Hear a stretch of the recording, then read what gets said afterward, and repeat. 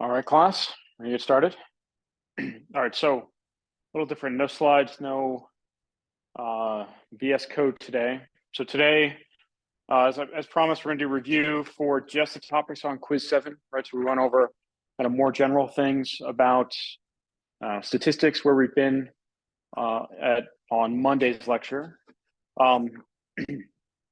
Today, I basically want to go over or start by asking you all a question, which is what could be on quiz 7. Then we'll go through topic by topic, all of the different material that could be on this final quiz. Keep in mind that it's not a cumulative quiz. It's just like any other quiz. So this is going to be covering lectures 19 through 23. So I have a list of all the topics that I think we've covered in those 5 lectures. And we'll go through this on the board today. And then after class, I'll post this as extra notes for you. But before we do that, before we get started on that, any questions about anything else? All right. And for those of you watching on YouTube or on the video later, I've tried to capture a view of the whole blackboards, but I've done the best I can. All right. Yeah, go ahead.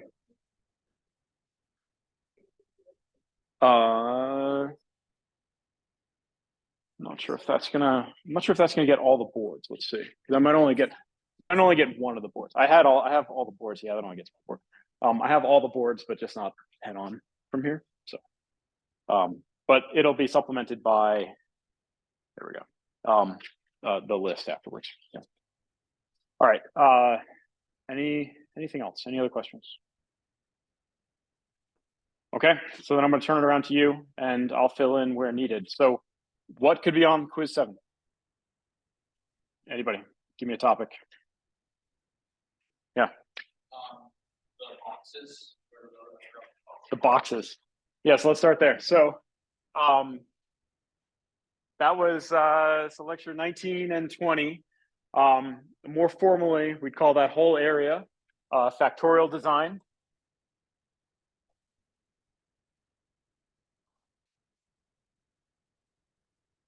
Boxes.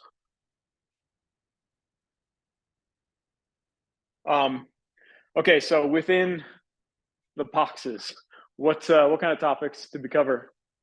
Or what kind of things could I ask you about boxes? Yeah.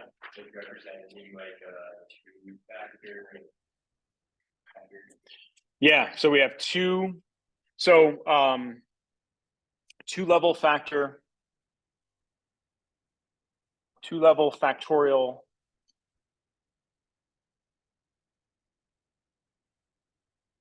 right? So we started out by talking about 2-level factorial design. So another question there is levels versus factors. All right, so what's a level? What's a factor? Yeah. So a level would be how many subdivisions measurements you're taking. So the box, right? The square would be like how many jobs are on.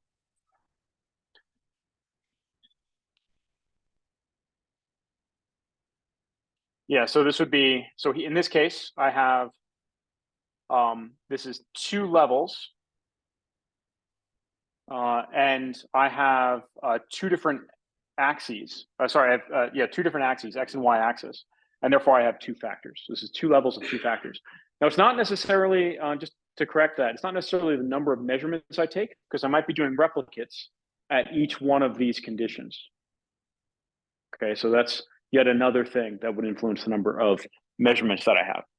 And then we add in, right, we looked at our design for a cube, right? And then we said we had 3 factors, but we're still considering 2 levels of 3 factors in that lecture 19 material. All right, what else? Talking about the boxes, what else? Yeah. Yeah.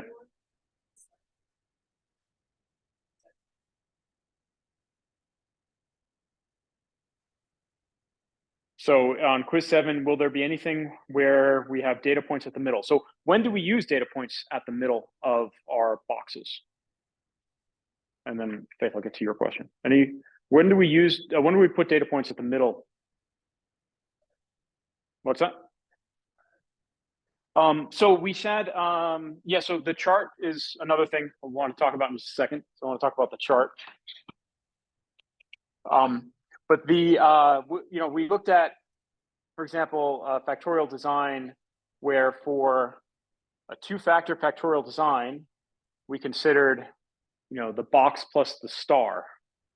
Why did we have to do a box plus a star? Yeah. To try and see if there's an optimization, right? So we had to do box plus star in order to be able to fit a quadratic surface to the data so that we could try to do an optimization. And optimization is something that could be on the quiz, right? Optimization, and we said second order polysurface, polynomial surface. Right, that is something that could be on there. So as far as the charts, yeah, so we had a chart, right, that tells us about the factors, right? Anyone tell me what was special about that chart? Looks something like this. We had like A and B, -1, 1, -1, 1, -1, -1, 1, 1. Is that the chart you meant? Yeah. What was special about this chart? Yeah.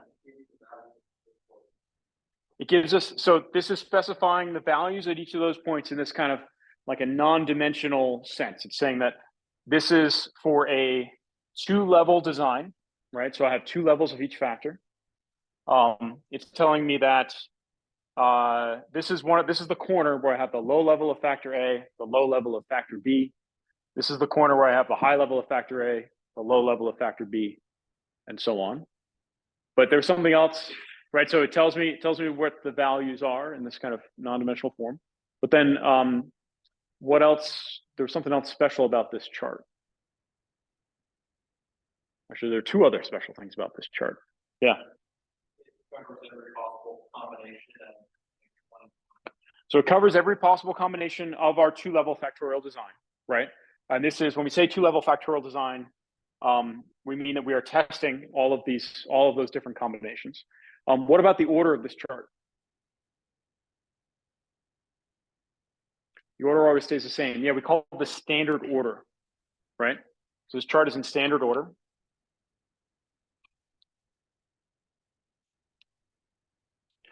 And then because this chart is in standard order, there was something else about it. Yeah.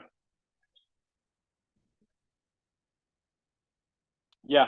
So standard order was just our way of writing down, like ordering the -1s and the +1s in each row of this chart. And there was a reason why we do it in a certain order, right? So that way, if we're in standard order, we always have the same chart. So no matter whether A is temperature or concentration or, I don't know, time, right? Incubation time or something, we can always, if we label our factors as +1 and -1, we can always use the same chart. But why do we use that chart? Something to help you save you time and memorization. All right, so then maybe something for everyone to look at is with that, when we're in standard order, we can use the interaction. So we call this chart, this is the interaction table. So we can use the interaction table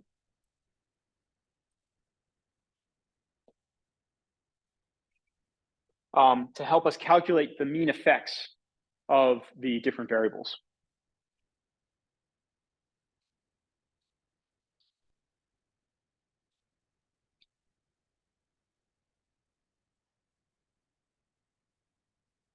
Right, so given a set of experimental results that are on just the corners, just considering the box that are on the corner, if they're presented in standard order, or if we put them into standard order, then we can actually use this interaction table to calculate the mean effects of factor A, the mean effects of factor B, the mean effects of the combination of those factors. And it's maybe not that big of a deal in two-level, two-factor, or two-squared design, but when we start getting to higher orders, then this chart can save a lot of effort in memorizing and trying to figure out how to figure out the effects of different interactions and so on. Yeah.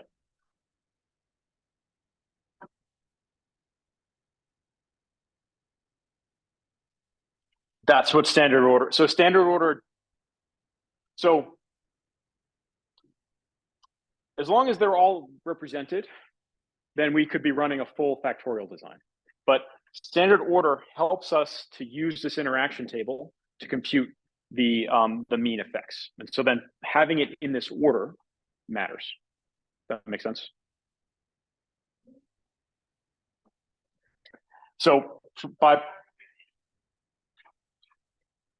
yes, having it in this order then makes it simpler to calculate the mean effects of, for example, the interaction between A and B, or the mean effect of A, or if we have three-level, three-factor design, it gets even more complicated. For the three-factor, we end up with a C. Yeah, exactly, and we have a different standard order chart. Exactly. Remember, we can calculate if we have we wanted to calculate the mean effect of A. And again, just considering that we just have the corners, right, to start with, then what we said was the mean effect of A was basically like, if we looked at this bottom pair of results, this gives us one estimate of the effect of A, right? It was this minus this tells us what the effect was of moving A from one level to the other. And we have another estimate of that up top. And so we could find the mean effect by taking the difference between these 2 points, adding the difference between these 2 points, and dividing by 2, right, to get the mean effect. When we start considering interactions, and again, when this gets higher order, the interaction table simplifies the way we do our calculation. And Faith, you had a question earlier that I'm passed over, but then you raised your hand again. Did I get you? What a level is? Okay. Can anyone help on what a level is? So what is a level? Yeah, so if temperature was a factor, and we were measuring temperature at 350 and temperature at 300, that would be 2 levels. Does that make sense? Yeah. And then replicates would be if we made multiple measurements at the same temperature or same other conditions. Yep. Are we ever going to deal with 3 levels? Did we cover 3 levels? We did cover 3 levels. Oh, sorry. Sorry, we didn't cover. Oh, we did cover 3 levels. So we covered 3 levels when we're talking about optimization. So in the context of optimization, we did cover 3 levels, and so it's possible to see 3 levels. We did not talk about how to find the mean effects when there are 3 levels. That's correct. Yep. Yeah.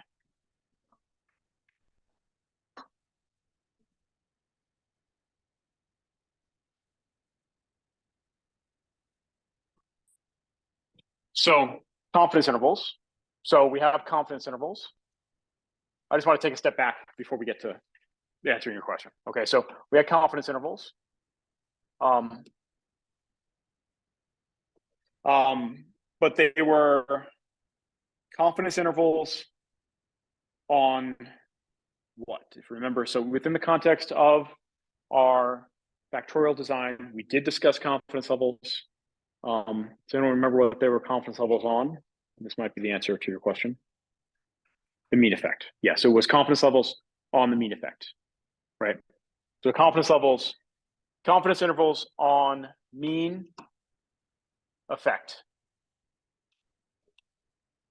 of A, B, or interaction between A and B. That's correct. Yep. And we have that for 2 square design or a 2 cube design, right? Where this is 2 levels of 2 factors or 2 levels of 3 factors. Yeah.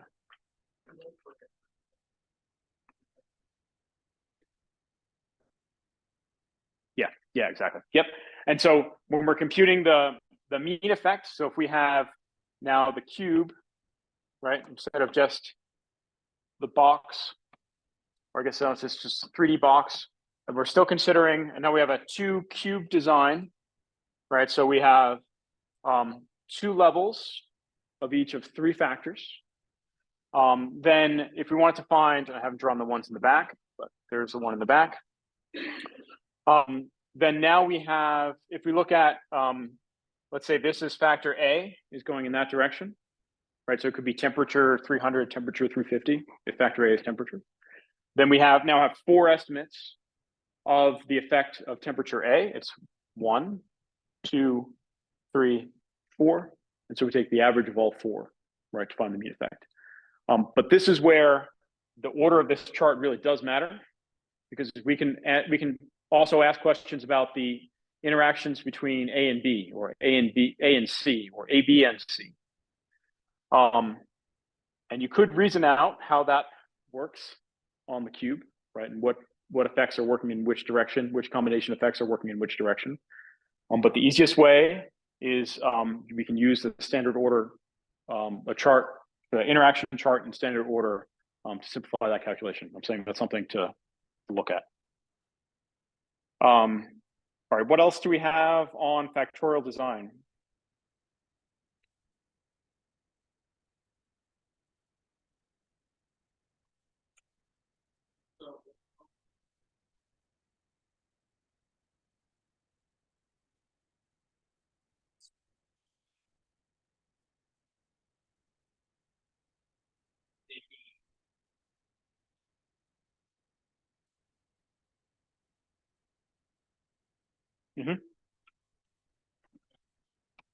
So yeah, so let's say we have in this case, right? So 2/3 design.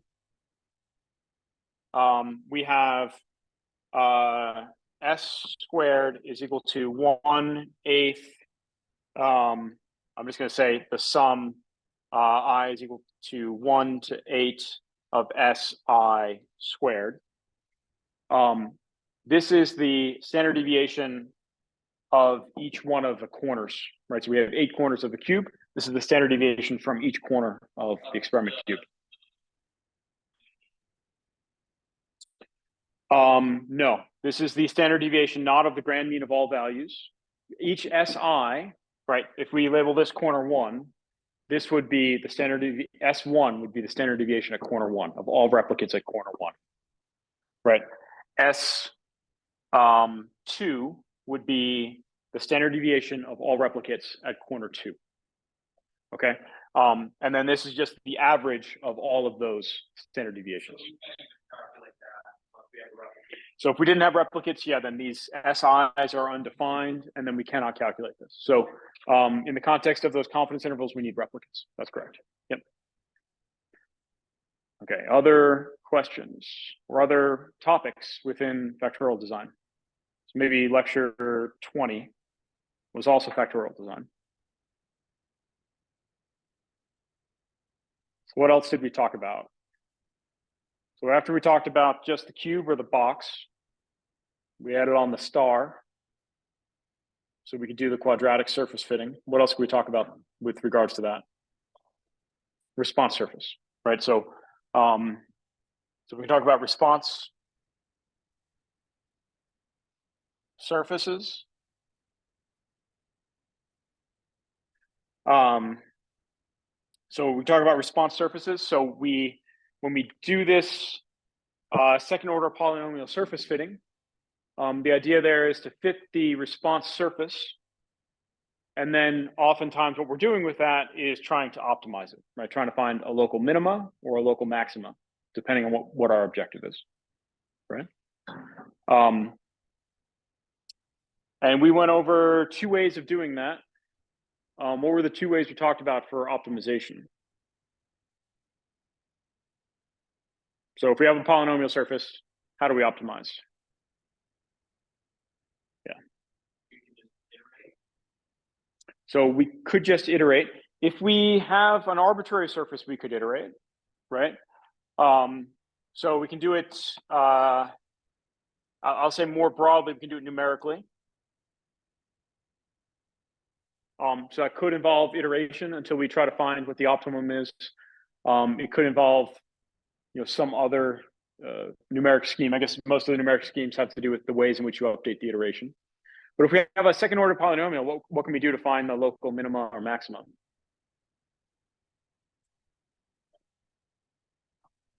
Find the top. And how do we find the top? Yeah, exactly. But how do we find the top of polynomial surface?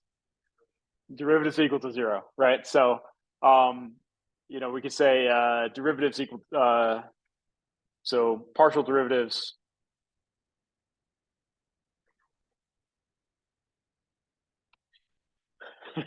will help us find the top of the surface thing, or the bottom if we're trying to minimize, right? Partial derivatives equal to 0, and that's if we have a polynomial model. For example, we listed out what the derivatives evaluate to for a second order polynomial surface, right, in that lecture.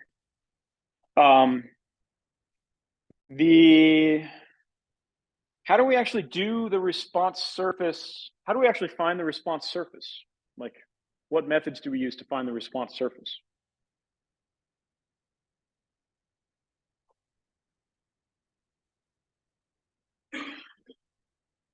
Yeah. So we use regression. Yeah. So we use regression, or in the OLS methods, right, to find the surface, right? This is a little bit distinct from in linear regression. We saw that we could do it analytically, right? And so I asked you to do it analytically a few times. For the second order surfaces, we don't generally do it analytically, right? So we use the regression models within Python. Talked about optimization. So how do we represent the response surface? What do we typically show? Contour plot. Yeah, so contour plots. Right, so make sure you know what a contour plot is, right? What it looks like, how to interpret it. Did we talk about response surfaces or how we would find response surfaces for greater than 2 factors? A little bit, right? So for greater than 2 factors, we talked about some concepts related to experiment design, right?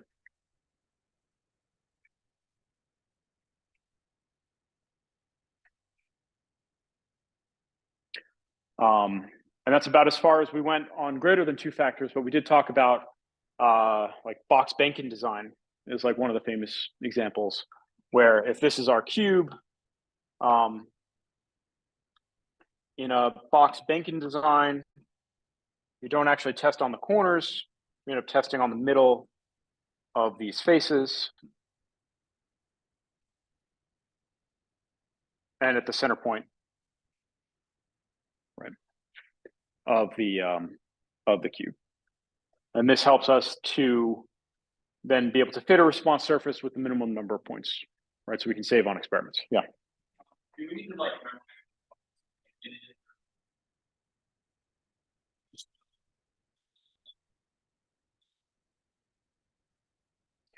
I guess I want you to know conceptually, that entire discussion about response surfaces was for greater than 2 factors is more conceptually, like what are we trying to do with these different types of experiment designs? I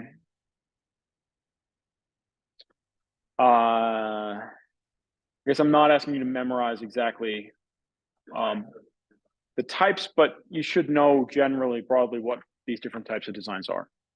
Yeah. Other questions? Yeah. Equation for the number of experiments. I guess that would, to know the equation for the number of experiments, which one do you mean? Sorry. Oh, that would fall under, like, if I gave you an experiment design and asked you how many experiments, I would expect you to be able to do that. Yeah. All right. Anything else on factorial design, 1920? All right. That's my list as well. But yeah. Any questions on factorial design, lectures 1920? Yeah. Can you go over one more time?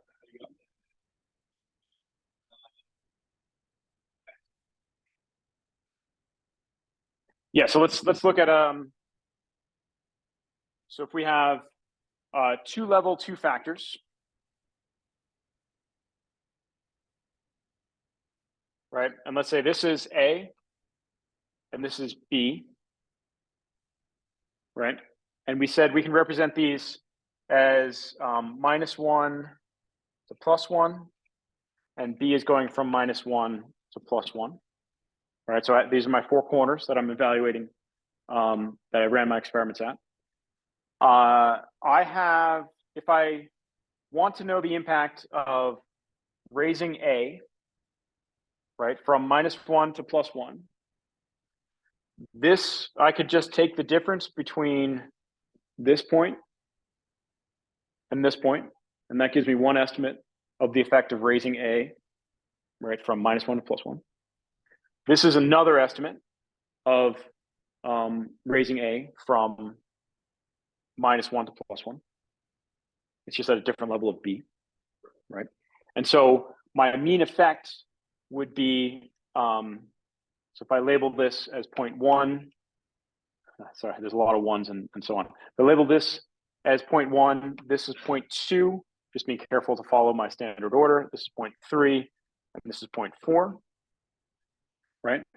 Then my mean effect of A, right? Effect of A is going to be 2 minus 1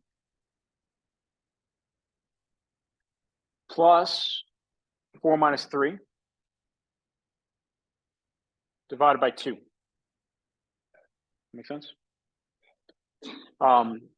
We can follow similar logic to get the effects of B, or the effects of the interactions, where this axis is one of my interactions, A and B together, and this axis gives me information about the interaction as well. Okay. Yeah, like when we generalize the factor, then you just put the two things. Yeah, so in the three factor, then it would be like taking, so for A, I now have 4 estimates of raising A, right? And so that's how we generalize. You take the front face of the factors. Yes, but I'm doing it pairwise, right? I'm always doing it pairwise. Yeah. But yeah, you could just think of it as the front face minus the back face. Yeah, that's correct. Yep. But where that 2, or in this case 4, comes from is from thinking of it as different estimates. Yeah, pairwise estimates. Yeah. Okay. Other questions on 1920? Okay. So 21 through 23. So what did we cover in 21 through 23? Control charts.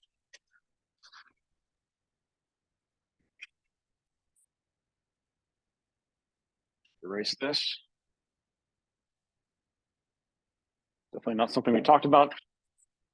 All right. So control charts.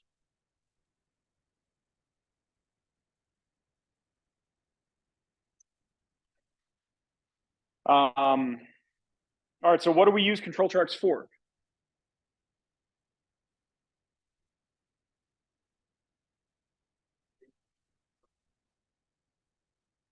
Making sure processes are in control, right? So making, or we'll say checking if a process is in control.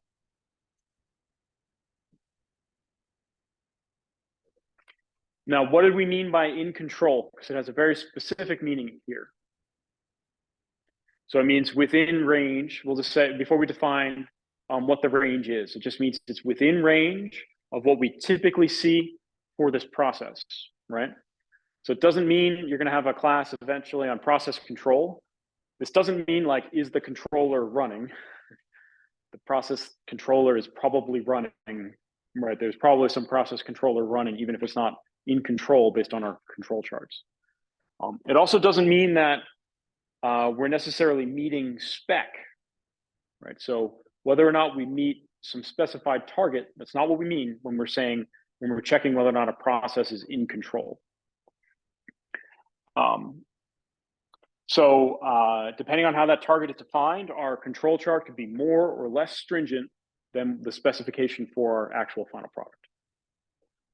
All this is really telling us is whether or not there's something going on in our process that we need to track down the cause of, right? So is our process today looking like it has in the past? That's all we're doing, right? And that's what we mean by, is it in control?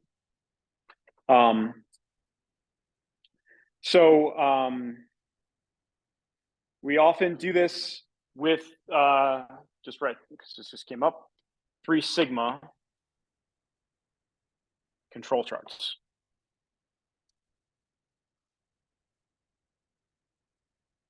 Did we look at anything other than a 3 sigma control chart? No. So we looked at 4 different types of control chart, 4 different control charts for 4 different types of process variables, but all were 3 sigma control charts. What changed is how we define sigma. But we only concerned ourselves with 3 sigma control charts. There are others, but we looked at 4 different types of our 3 sigma control charts. Some other general things about control charts before we talk about those specific types, because I want to go over those specific types. What else did we talk about in general about control charts that might apply to any of them, given that they're all 3 sigma control charts? Yeah. Sorry, what's that? We lose the finer detail of whether or not, if we lose the ability to, with the 3 sigma control chart, we don't have great ability to look at to see small incremental changes. And we call this the performance of control charts.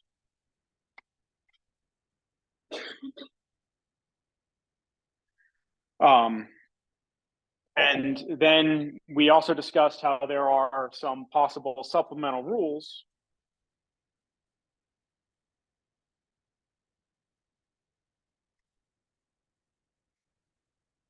that can help us address this, right? So the control chart, a 3 sigma control chart, is designed to give us very few instances of falsely saying the process is out of control. But that means that the performance for looking at small variations from day to day is not that good. There are different ways of dealing with this. The one that we discussed were supplemental rules, right? So we can sometimes look for some other supplemental rules for whether or not things are out of control. Yeah, I would, because these things vary so much from case to case, I would give a supplemental rule if I were going to ask you about it, but you'd have to know what that meant. Yeah. And we also did talk about multiple different supplemental rules. So whether or not something is in or out of control would depend on that. All right, so what were the types of control plots or control charts that we discussed? Like, anyone give me one control chart that we discussed? Mean. Yeah, so we called this a control chart for process location.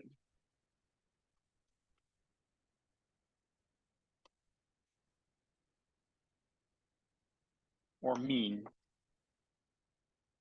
Or X bar, right? So what do we plot in a control plot for process location? What do we plot? That's not a trick question. Mean over time, right? So process location, X bar plot, it's going to be mean over time. Whether that time is days, sampling intervals, minutes, probably not seconds, unless you have some really, really fast process. But we're processing mean of some number of samples that are collected at some time intervals, right? What else goes on to a control chart? Limits, yeah. Upper limit and a lower limit. So computing the upper and lower limits, right? Definitely something I want you to know how to do. There was one caveat that we saw in the X-bar control chart, which was that we typically don't have a very good estimate of the population standard deviation. And so what do we have to do in order to estimate the population standard deviation?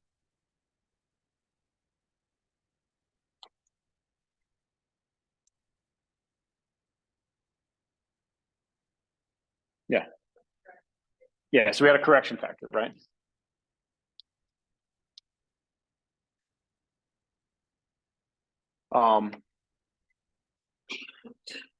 And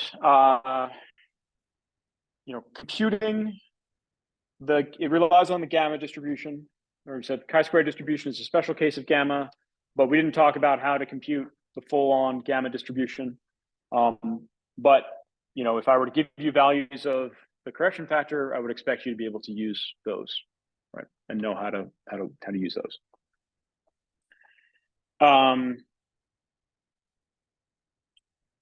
So that was our control chart for process location. What else can we do? Can we look at for actually, before we get there, the lower control limit for process location, can it be less than 0? I see a no. Can the mean of something be less than 0? Like physically, can it actually be less than 0? It could be. It's a measurement. Depending on what we're measuring, it could potentially be less than 0. So it is possible that the mean of an X-bar chart is less than 0. For our other charts, it's not physical for it to have a lower control limit less than 0, but for a mean control chart, it may be possible for it to be less than 0. Depending on what you're measuring. You're measuring a physical quantity like viscosity that can't be negative, then this lower control limit couldn't be less than 0. Yeah.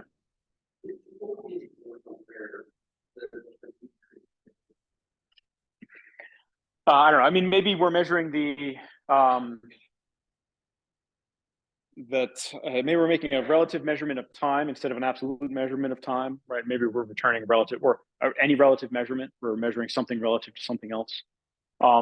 We could be the quantity that we're measuring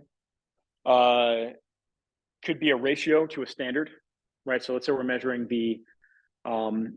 or the thing that's actually been reported is not viscosity in centipoise, but it's viscosity normal divided by viscosity of a standard, right? Then it could certainly take on negative values, right? We'd expect it to be maybe mean 0 actually, and so half the values would be negative. Does that make sense? Yeah. So yeah, depending on how the measurement is reported, it could potentially take on negative values. Yeah. For X bar. But we'll talk for a second about other ones. Okay. What's another chart that we can use for process for a control chart? Yeah. Variation. So we said process variation. And may have used variance. I want to use variation carefully here because variances would imply something different. So, which brings me to my next question. What are we plotting in a plot for process variation? We looked at one type of plot for process variation. What did we plot?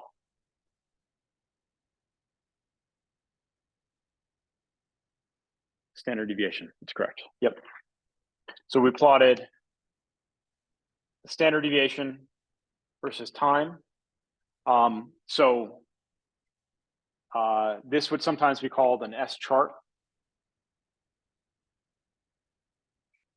This would sometimes be called an X bar chart. X bar chart. So we're going to plot Standard deviation as a function of time. Standard deviation of what?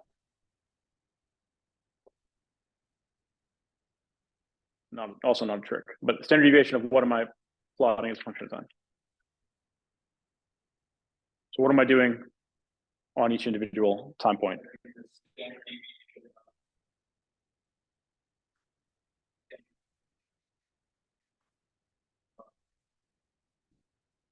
So it'd be the standard deviation of the sample. So if I took samples at discrete times, so here I take samples at discrete times and I plot the mean at those times.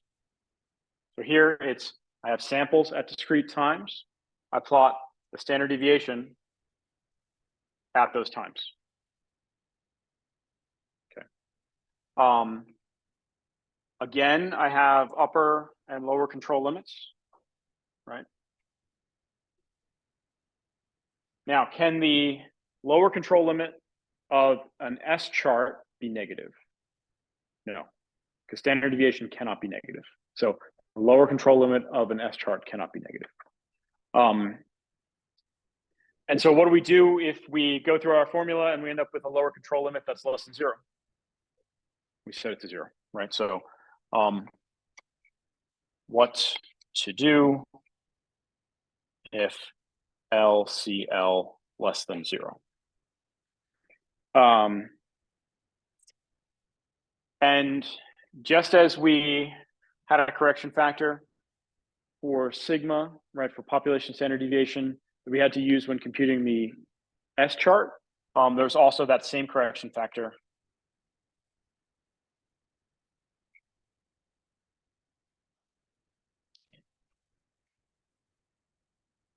right? We had that same correction factor AN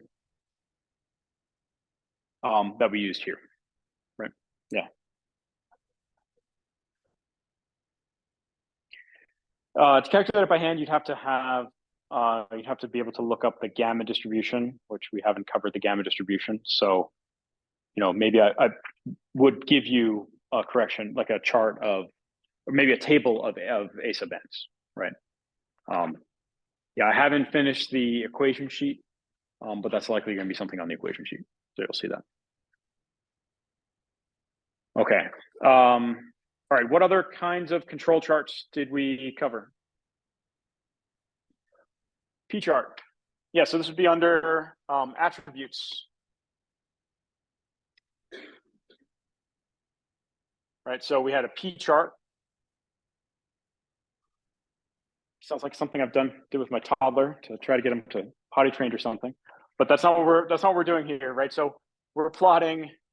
So it's a P chart for so just analogous to everything else. We're plotting T as a function of time. What do we mean by what is P here? Yeah. Probability. It gives us an estimate of a probability. We don't necessarily know a probability based on an individual measurement. What do you mean by probability, I guess? Because it's... So how would you compute it? Let's start there. So let's say I have at different time points, I want to compute P at different time points. What do you mean?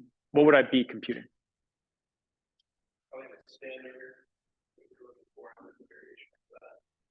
The standard of what I'm looking for, and then variation off of that.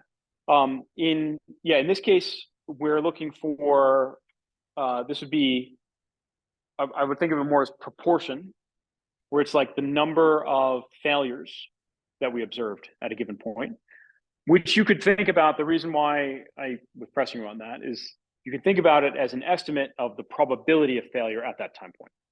That's why, okay? And that's also related to where the name comes from, yeah. So P chart, yep, this would be for a binomial attribute, right? So and also, let's see, so how to compute P, right, at any given time point. Again, we're going to have an upper limit and a lower limit. Right, so again, how do you compute the upper and lower limit? One of the subtleties here, right, is ultimately what we want to know is the true probability of failure within the population. So what we typically do is we, like the center line of this, we would say is P bar, right, or the average probability of failure within the population. But how to compute P bar from all the given proportions would be another piece of this. All right, so we had one more type of attribute chart. What was the last type? Yeah, a C chart. Okay, so seen this a few times. We're plotting C versus time, but what do I mean by C? Yeah.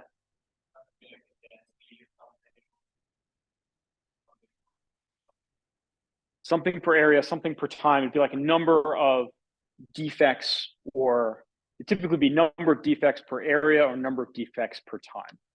Yeah. So you have like number defects per area or time. Right, so number of defects per area or time.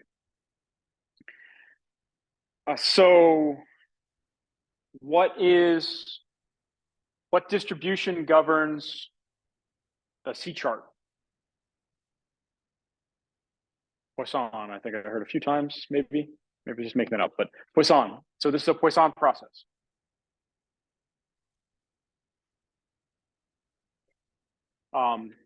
So that means, so then this Poisson distribution then tells us how we can compute the lower control limit and the UC and the upper control limit, right, are based on that Poisson distribution. In either of these charts, what happens if our lower control limit that we compute is less than 0? And we set it equal to 0, right? So in both these cases, what if LCL is less than 0?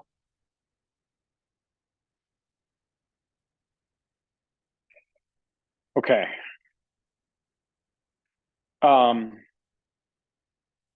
So T chart is for binomial attribute. So that means we are using basically our results from the binomial distribution, right?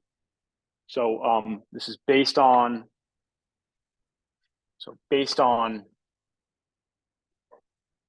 binomial distribution, but it was based on binomial distribution in a limit of n greater than 30 when we approximate it using normal, and that's where the limits, the upper and lower 3 sigma limits, come from in the P chart.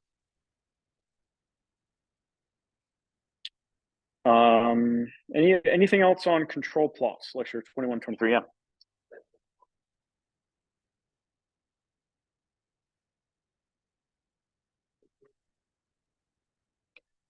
Yeah, that's something we didn't talk about, but yeah, if we set the lower control limit equal to 0, it's basically saying there is no lower limit because we can never physically get a value less than 0. So yeah, in that case, the only thing governing whether or not your process is in control is actually the upper control limit.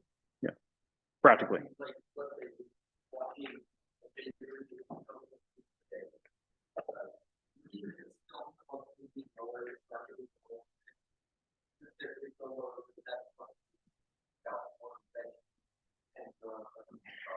Yeah, so the question is, if you're constantly getting lower and lower values over time, is that something you would look out for? I think that works into the realm that's beyond the scope of what we discussed. And that works into the realm of supplemental rules, right? So you might develop a supplemental rule about that to see if your process is getting better for an unexplained reason, and you might want to understand that. The other thing that you might look for is maybe that means that you need to reevaluate what your like P bar is or something, right? because maybe your process, all of this assumes that your process, that your historical data that you have, that you're basing this on, or the data over the interval in which you're doing the analysis is representative somehow of what that process looks like. And if that changes, then you may need to reevaluate your control limits. Yeah. What do we need to look on?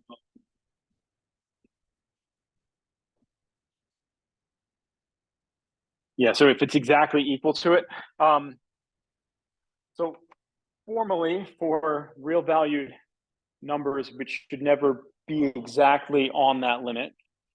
In the case of, I suppose in the case of this proportion, it's theoretically possible that it could be exactly on that limit.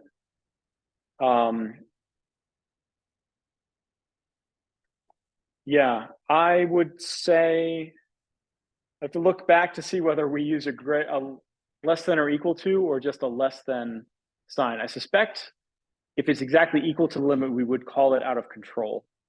I'd try to avoid that ambiguity in asking about it. Other questions? Okay, what about other general topics that will likely resurface, right? So topics from before lecture 19 that will likely resurface on quiz 7 because they're required. Yeah. So standard deviation, right? So you need to know how to calculate standard deviation, right?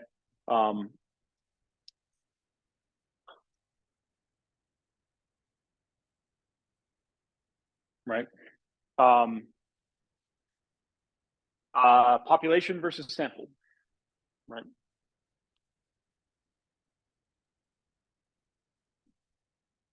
We address this a little more directly in our corrections for how to find the population standard deviation, but yeah, population versus sample standard deviation using denominator of n or denominator of n minus 1.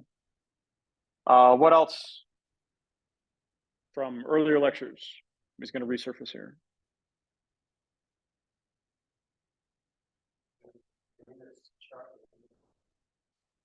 Yeah, Poisson. We actually spent some time in the lecture on C-charts reviewing Poisson. In those lecture notes, actually reviews Poisson, but that all builds on our discussion of Poisson, right? And I'd say other distributions like normal distribution, right? Knowing what a normal distribution is, knowing what a z-score is. We talked a lot about z-scores, right? Standard deviations, how that's related to normal distribution. All of that is encapsulated in control charts. It was kind of required to understand control charts. Binomial, right? The very first distribution we talked about in this class, that's included in our discussion of p-chart. We only ever considered it for the limit of n greater than 30, where we can use a certain standard deviation to approximate the binomial distribution with the normal distribution, but that is baked into that discussion as well. What other general concepts are going to be required here? Yeah. So for those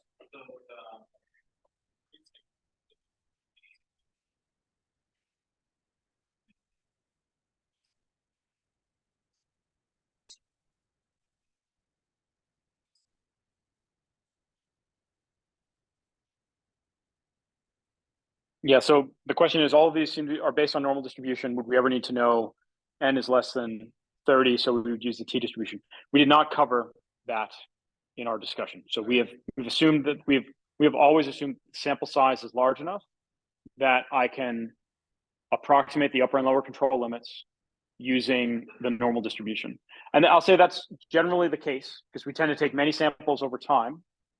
And the upper and lower control limits are based on our estimate of the underlying population distribution.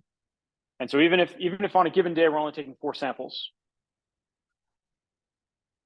our upper and lower control limits are based on 4 measurements per day for 50 days, right? So we have 200 measurements that are going into that, and so we have a very good idea of upper and lower control of what the distribution would look like, and so we can use that normal distribution approximation. Yeah. But yeah, that is baked in. Okay, other general topics, things that we've covered maybe prior to lecture 19 that are nonetheless required in lecture 19 through 23. Yeah. Yes, like grand calculation like grand means versus standard deviation. When we're talking about our factorial design, right? That comes in. I'd say just in general, standard deviation and mean, population versus sample. Maybe hopefully seems trivial to compute mean, but that is something that we've been talking about for some time. A little bit about curve fitting.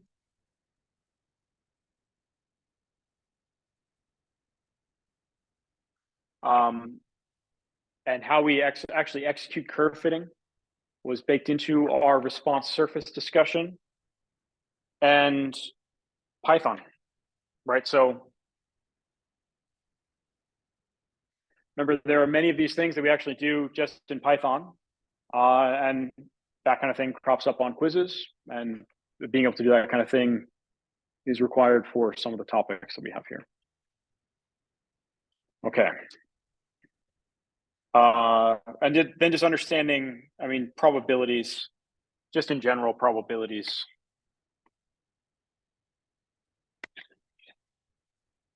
Right. Everything we're doing is a probabilistic estimate. So that underlies all this as well. All right. Anything else that you think I missed or want me to talk about? Yeah.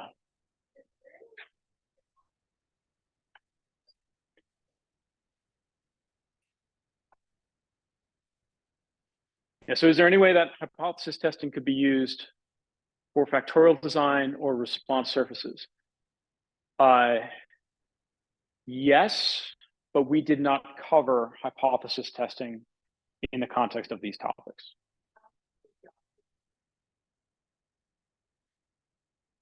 Yes, so you could, for example, do a hypothesis test about the mean effect in factorial design. That would be actually a pretty reasonable thing to construct a hypothesis test on. We only covered confidence intervals, which are related but not exactly the same thing, right? You could look at a hypothesis test for actually even what your estimated local maxima or minima is. You could do a hypothesis test there. Yeah, so it could definitely fold into a lot of things. In experiment design, we just didn't discuss it. Yeah. All right, any other questions or anything else to discuss? All right, so I'm going to put my sheet here, which is basically just everything that's on the board, along with some of the equations that, for lower and upper control limit that'll appear on the equation sheet as well. But I'll put this up on Canvas in files. You'll see the equation sheet coming from me at some point when I have a more final idea of what I'm putting on quiz 7. And otherwise, I'll see you all here. One final reminder before you all pack up and leave. We do have some extra time left. I know you probably want to run, but if you want to fill out the course evaluation, I do appreciate your course evaluations. So please fill out your course evaluations. I will definitely use this. I was very upfront about the fact this is my first time teaching the class. Thank you all for bearing with me through that. That means I definitely need your suggestions and input as on things moving forward. Yeah, Nicole.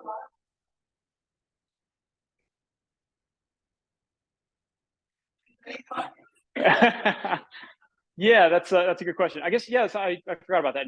In past classes, I have offered like hints on the final if we get to a certain level. I think my target was 85% of the class, which I've hit every time I put this out there. So I'll revisit that and I will put that out there as an incentive to get the course evaluation. So yep. All right. Well, last time, thank you all.